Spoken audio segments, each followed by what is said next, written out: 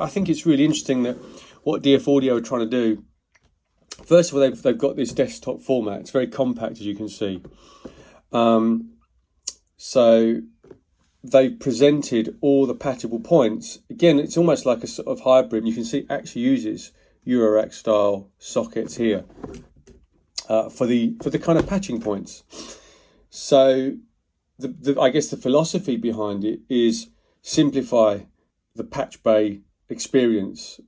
To an extent, you can do most of what another, say, full-size rack patch bay can do, but designed and structured with a specific kind of workflow in mind. And you can see things here that you won't see on a normal patch bay. You know, it's indicating how you connect and connect effects versus if you look at their guide, connecting your instruments, connecting your mixer on rows A and B, and you do all that through insert style cables. Yes, I think the philosophy behind it is simplifying the patch bay concept because it's a bit more structured, rather than having, if you like, a blank template. The main connectors here for instruments and mixer or audio interface, depending on what you're going to do with your setup, that has that same sort of cascade approach.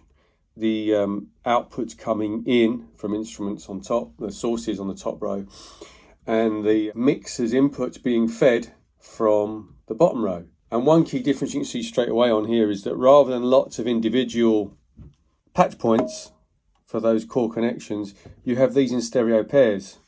It needs a bit of thought, but it's actually a very clever idea because, I mean, apart from anything else, it just makes it really space saving. Arguably, you lose some flexibility around being able to patch, you know, individual channels or mono pairs or whatever, any way you like. To some extent, you can get around that with insert adapters. We'll come to that later. But yeah, by default, it kind of works on stereo pairs. And the other thing it does differently, as you can see over here, is it has the sort of basic FX connections coming in via send return cables, you know, almost like insert points. And then of course you have this layout on the front, the Eurorack style mono cables. So whilst we brought things in the stereo pairs, they're patched out separately here. So you can see, if we look on the back, where we have the stereo connections for A, 1 and 2, on the main patch points, we actually have A1 and A2 separately accessible. So it's like they're combined as they come in and they're broken out again in the patch bay for flexible patching.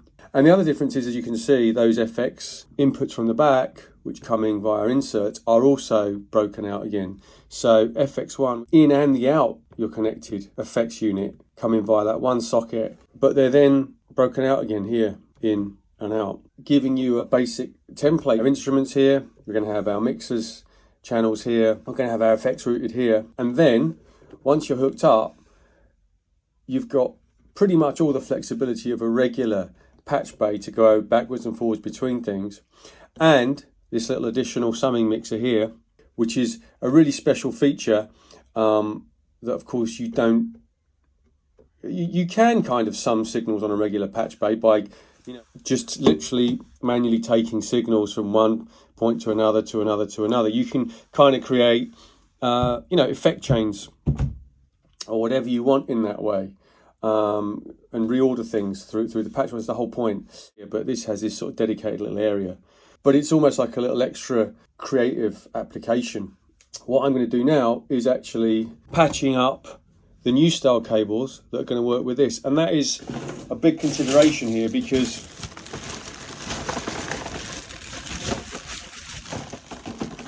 this pretty much is what you're going to need to do if you go down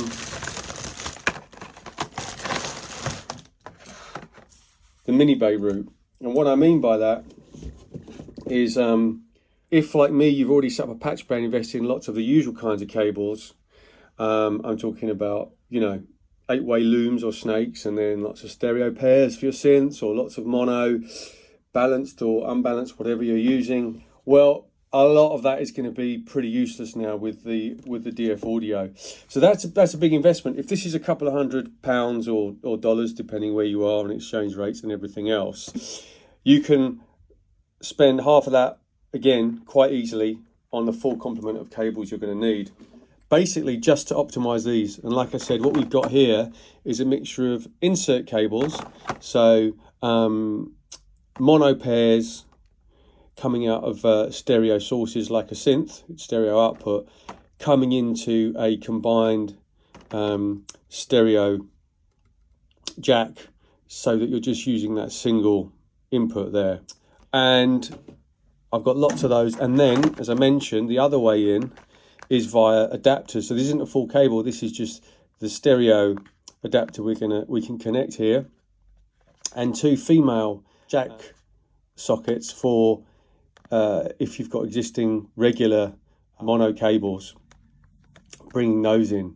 And of course the nice thing about that, these adapters, well, I've got a few of these, it gives you the flexibility if you don't just want to be bringing in stereo pairs from single instruments. You can actually kind of combine, maybe, you know, if you've got 2 mono synths, you can bring them in to, let's say, B11 and 12, be accessible to us as individual mono signals in the actual patching area. And that's the idea anyway. Let's start patching. All right, so we've put our new insert style cables into the synths, and we now have them labeled at the patch bay end, ready to go in any order we choose. And remember, we're coming in on the top row from left to right, stereo pair 1, 2, that's the Moog Matriarch. Yeah, next one up is the Pro 3. And we still have 1 stereo source free here. We're not going to worry about that for now. Or, of course, 2 monos. Something left to add. And now we're going to go on the bottom row and connect our mixer, 8 stereo output on the mixer, into the combined insert style jacks onto the patch bay.